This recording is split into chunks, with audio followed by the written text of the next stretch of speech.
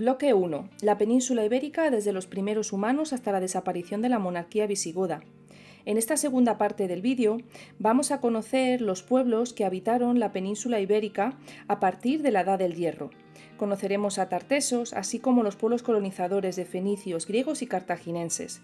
Y por último veremos los pueblos prerromanos, los celtas, íberos y celtíberos.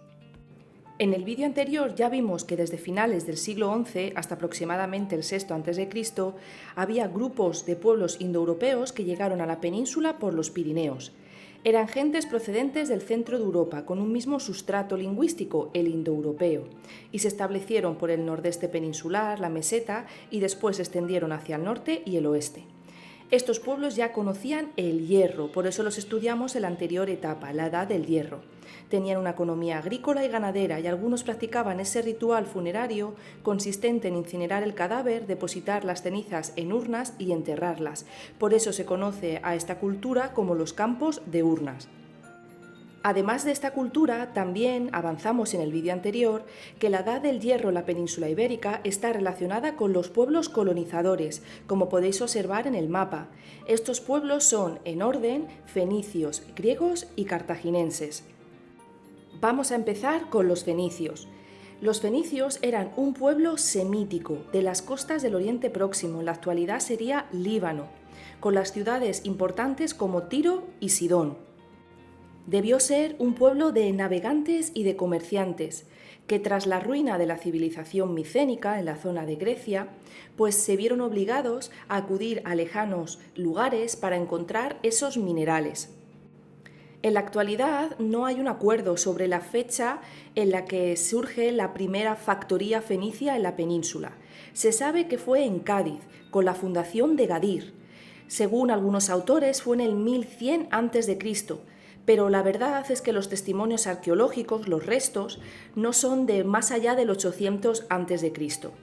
Algunos historiadores dicen que ese desfase cronológico se puede deber a que los primeros viajes que hicieron estos fenicios fueron en factorías, es decir, no dejando asentamientos y por lo tanto no dejando restos arqueológicos, ya que antes de crear un asentamiento fijo solían hacer factorías, es decir, en la misma playa comerciaban las materias primas que traían los pueblos propios de la península ibérica y comerciaban con esos productos traídos del lejano oriente.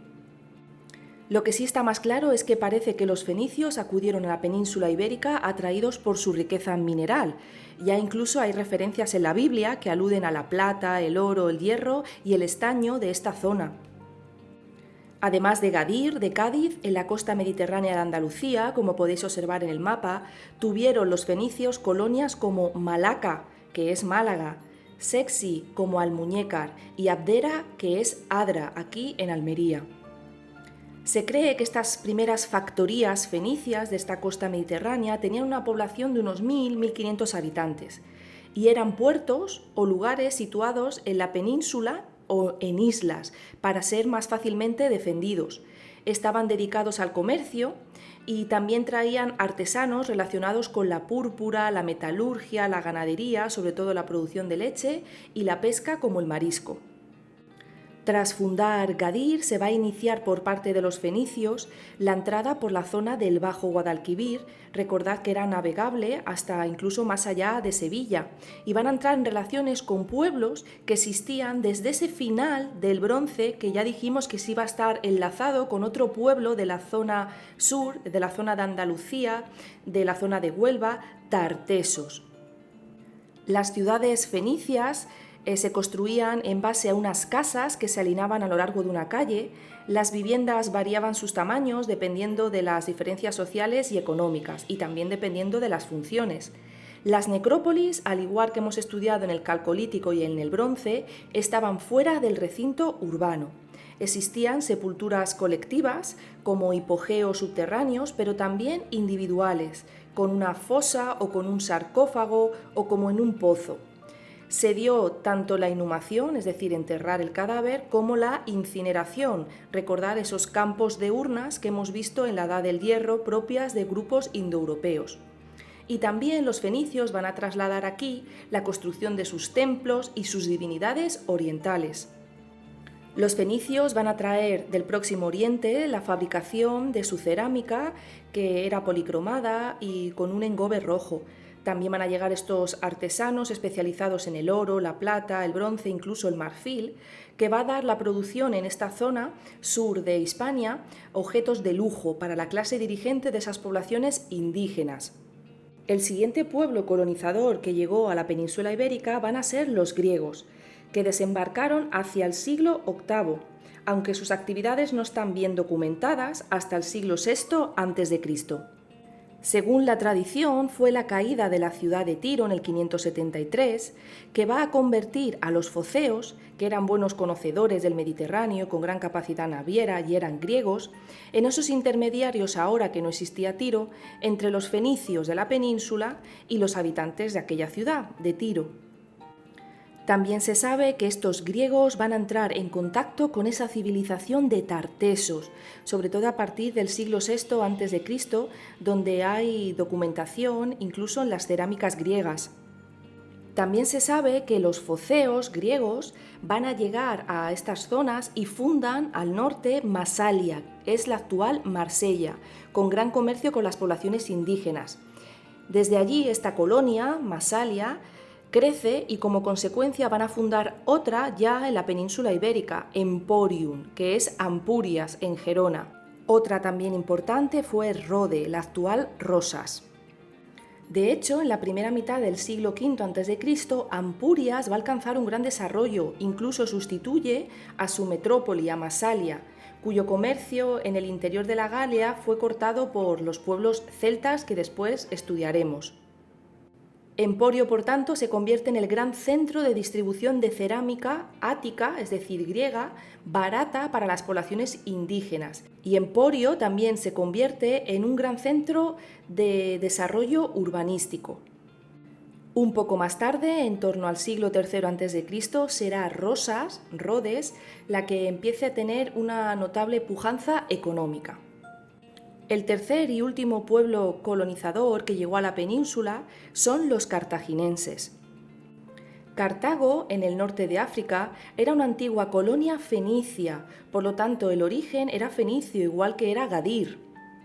Pero tras la caída de Tiro y al desaparecer ese poder fenicio, Cartago va a asumir gradualmente el control de los viejos territorios que antes tenía la cultura y la población fenicia. Uno de los primeros lugares en la península ibérica controlados por Cartago va a ser Ebusus, Ibiza, en torno al siglo VII a.C. Sin embargo, los registros arqueológicos relacionan más la fundación de Ebusus, de Ibiza, con los fenicios, más que con los cartagineses. En cualquier caso, estaba claro que era una zona de influencia cartaginesa, con un crecimiento poblacional y urbano, y una expansión cultural que se ve muy bien en los enterramientos y santuarios. Desde ahí, más tarde, van a fundar Mallorca, que al principio era una pequeña factoría para comerciar con los indígenas del interior de la isla. Paulatinamente, estos cartaginenses van a dominar y comerciar las antiguas zonas de influencia fenicia.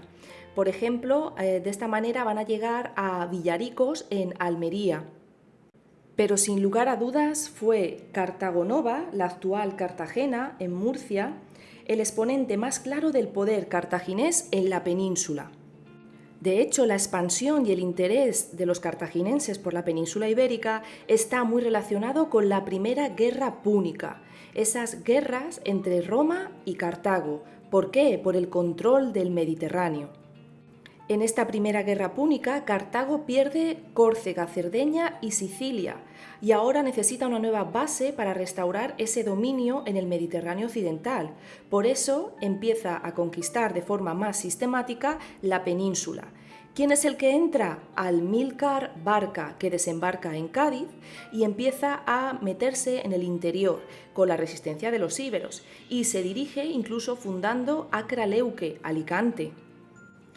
Después de Amílcar le sustituye Asdrúbal, que tiene ciertos éxitos diplomáticos con Roma, ya que consigue que Roma reconozca ese área de influencia cartaginense hasta el Ebro, es decir, esa zona le pertenecería a Cartago, así lo decía y lo respetaba Roma.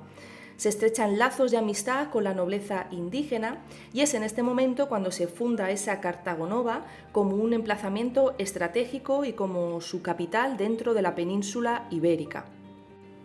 Después del asesinato de Asdrúbal, el mando del ejército pasó al famoso Aníbal Barca, que decidió someter a los pueblos indígenas del sur del Ebro.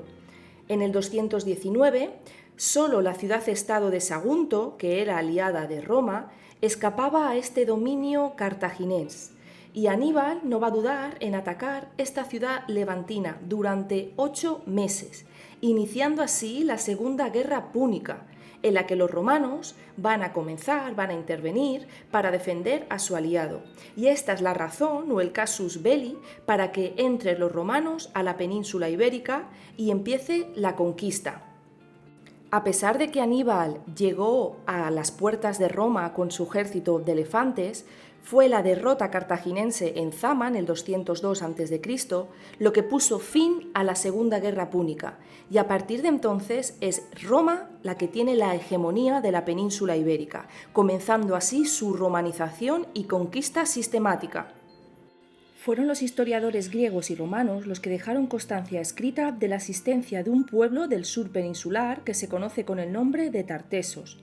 Según Avieno y Estrabón, estaban próximos a las columnas de Hércules, en la desembocadura del río Baetis, en la región más occidental de la tierra conocida hasta entonces.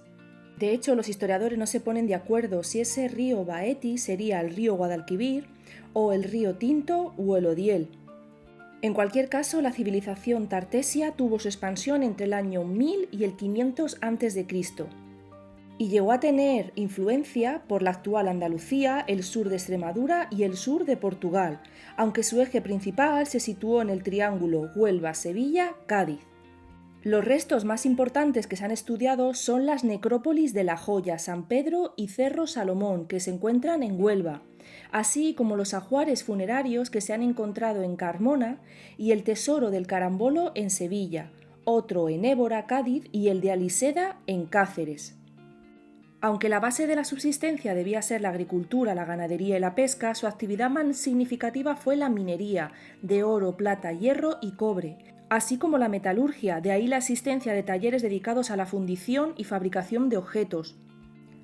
Tartesos además se localizaba en un punto estratégico entre las rutas del Mediterráneo y el Atlántico, otorgándole un papel clave en las vías de abastecimiento de estaño en el norte de Europa, plata y plomo a los pueblos mediterráneos orientales. Los tartesios también desarrollaron un intenso comercio con los asentamientos griegos y fenicios de la península, basado en el intercambio de minerales y productos agropecuarios por bienes de lujo como perfumes, cerámica, joyas.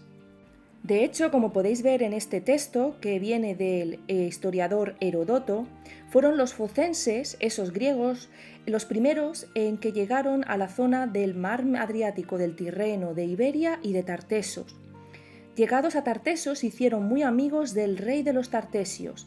Era este Argantonio, quien reinó sobre Tartesos 80 años y vivió en su totalidad 120. Aquí tenéis también una imagen de ese tesoro, de ese ajuar encontrado en la tumba El Carambolo en Sevilla. Se sabe que la sociedad de Tartesos estaba dominada por una aristocracia que controlaba el acceso a los recursos y el territorio. Por ahí circulaban los bienes de lujo que recibían de los comerciantes griegos y fenicios, a cambio de minerales. Estas élites utilizarían los bienes de prestigio en las sepulturas para marcar las diferencias con el resto de la población y así consolidar su estatus. En la cúspide social parece estar constatada la existencia de caudillos o monarcas. Tenemos referencias en los textos antiguos de un monarca casi legendario conocido como Argantonio, ese que hemos visto en el texto de Heródoto, que vivió en torno al siglo VII y VI a.C. En cuanto a la religión tartésica, estuvo muy influenciada por la cultura fenicia, como demuestra el culto a la diosa Astarte. Se conoce la existencia de diversos santuarios como el de Cástulo. Por influencia fenicia, los tartesios conocieron también la escritura y en la zona del Algarve portugués es especialmente rica en yacimientos epigráficos tartésicos. Esta escritura de Tartesos permanece indescifrable. No se sabe si el origen es fenicio. Finalmente, en el siglo VI a.C., Tartesos desapareció por causas desconocidas, quizá por el agotamiento de sus minas o por la dominación cartaginense.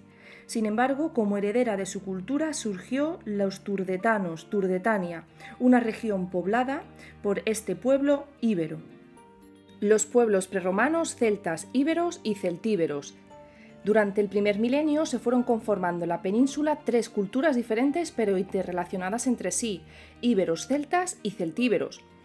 Los pueblos íberos se van a situar en la costa este y sur, como podéis observar en el mapa, y estaban influidos, por tanto, por esas colonizaciones púnicas, fenicias, cartaginenses y griegas.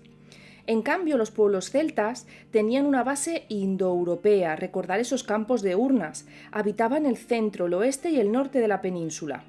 El contacto entre celtas e íberos originó la aparición de los celtíberos, que como podéis observar en el mapa ocupaban el este de la meseta y el sistema ibérico.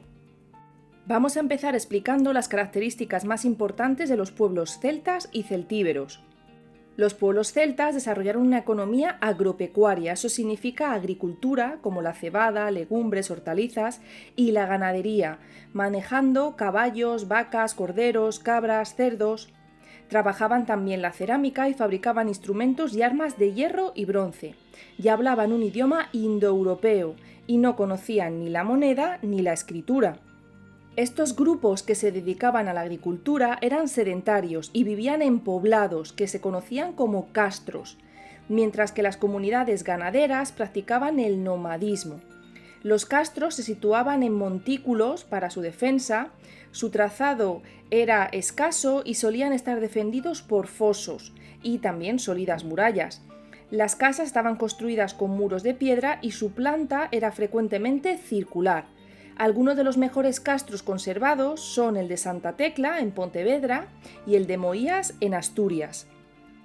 Ya dijimos anteriormente que la explotación minera, principalmente en estaño, era rica en estas tierras del norte, en tierras gallegas, y también abundaba el oro. Esta riqueza mineral favoreció el comercio con fenicios y cartaginenses y con otros pueblos celtas de las costas atlánticas, como las de Francia, Inglaterra e Irlanda.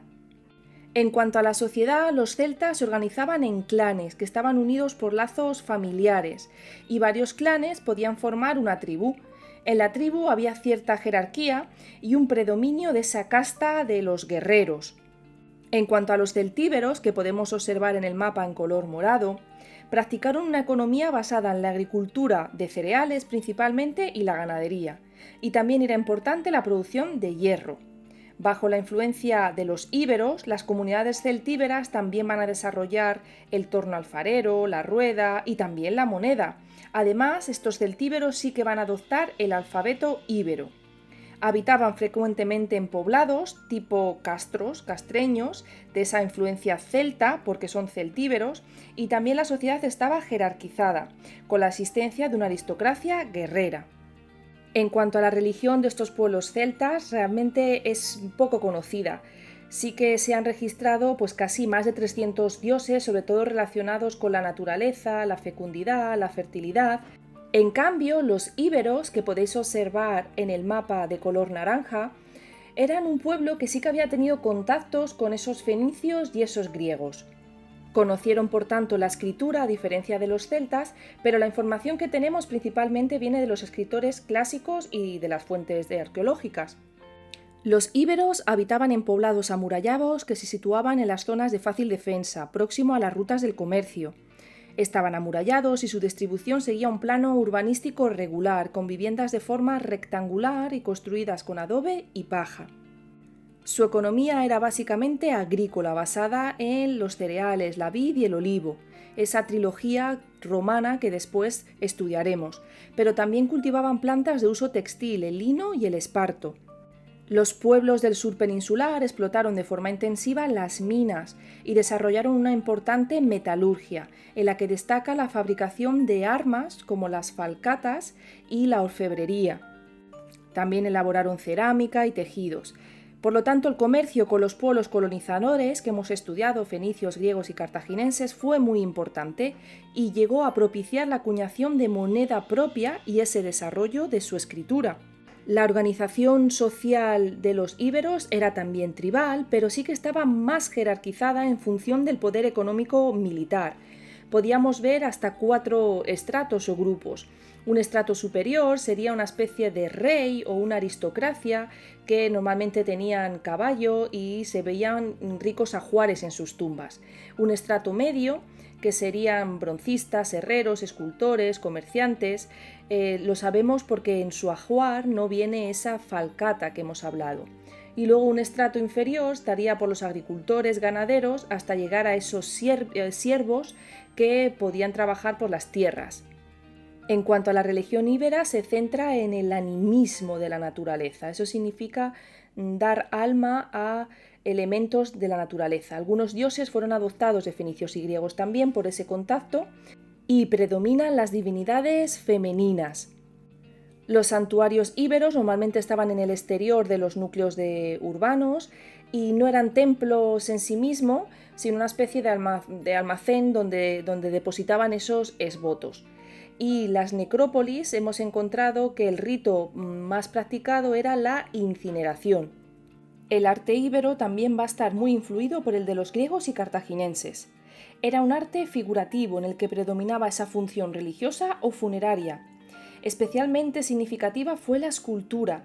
Representaron figuras humanas y de animales, tanto reales como imaginarios. Y las piezas más destacadas son la famosa Dama de Elche, la increíble Dama de Baza o la Bicha de Balazote.